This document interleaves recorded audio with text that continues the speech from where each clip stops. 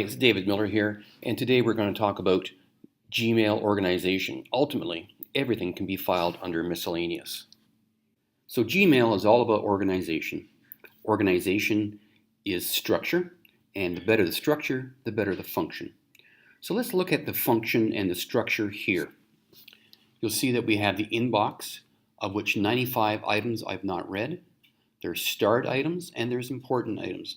Now the difference between the two is start items is something that you would do to tag an email, a conversation, for future reference. That is, later on you want to get back to them, we can quickly go to our start items and only our start items show up.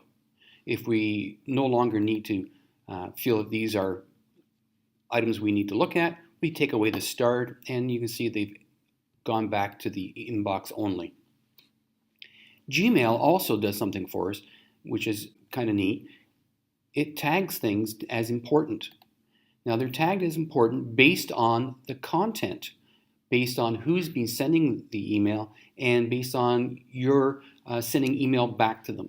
And so this one in particular was marked as important mainly because I've often read messages with this label.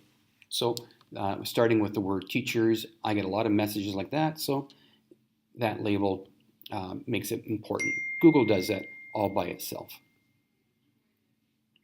Back to the inbox. We also have sent mail. Any email that you send out falls into here. And drafts. Now drafts is kind of neat. You see I have no drafts in here right now, but if I go and compose, just start an email, I'll send it to myself here, and you'll see automatically one draft is being created. Even though I have not typed anything, a draft is here. If I click on my drafts, there it is right there. No subject. Let's add a subject. And there it is, subject added. I'm going to delete this, I don't need it, go back to the inbox.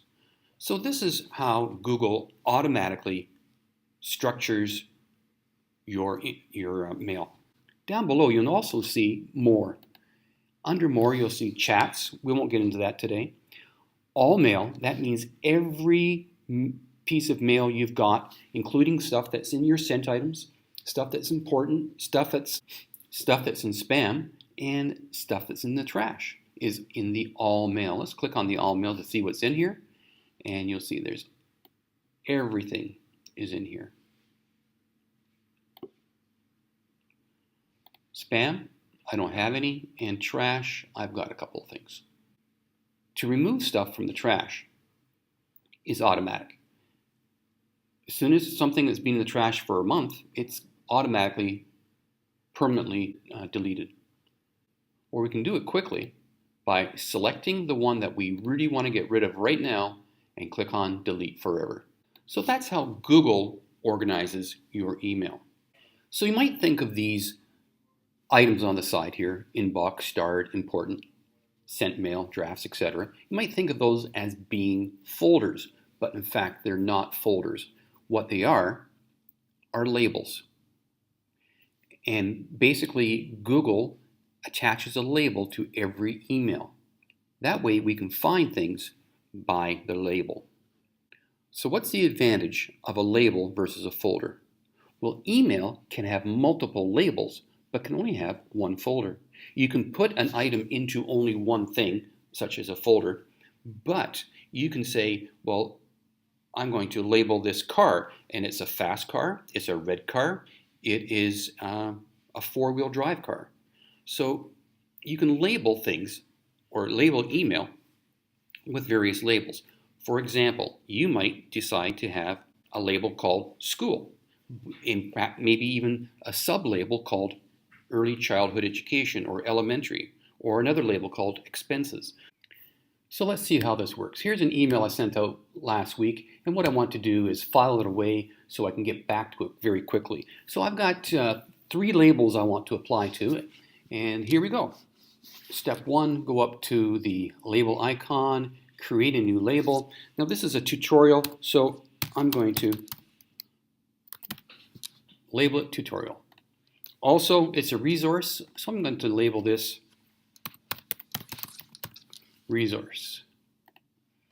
And lastly, this is a video resource, so I'm going to label it video. And create.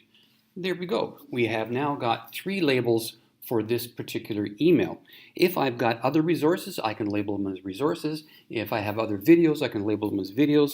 And lastly, if I have other tutorials, I can label them as tutorials. Let's go and look on the left-hand side here, and there's my labels I made: resource, tutorial, and video. And if I click on one of these labels, I will see all the email that have been labeled as a resource, all the email labeled as tutorials, and all the email labeled as video.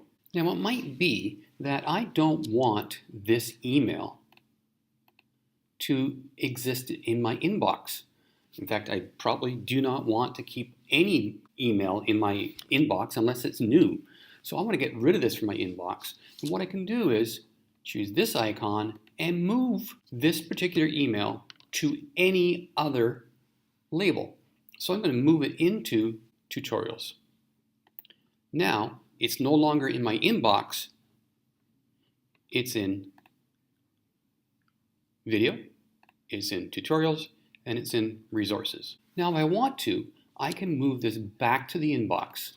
So I go to the email and choose Move to Inbox. And now it's in the inbox as it was before.